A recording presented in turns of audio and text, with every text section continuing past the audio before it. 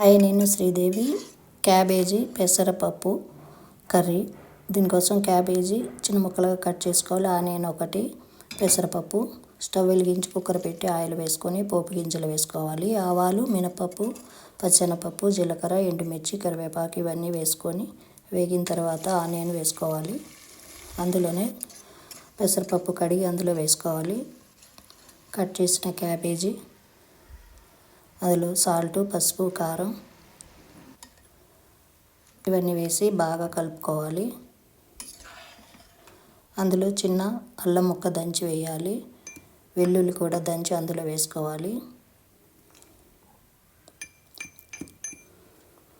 ఇవన్నీ ఒకసారి బాగా కలుపుకొని మూత పెట్టి 1 విజిల్ వచ్చాక స్టవ్ ఆపేయాలి. కుక్కర్ చల్లారిన తర్వాత మూత తీసి ఈ క్యాబేజ్ కర్రీ ఒకసారి కలుపుకొని సాల్ట్ సరిపోయింది లేని చూసుకోవాలి. సరిపోతే వేసుకోవాలి.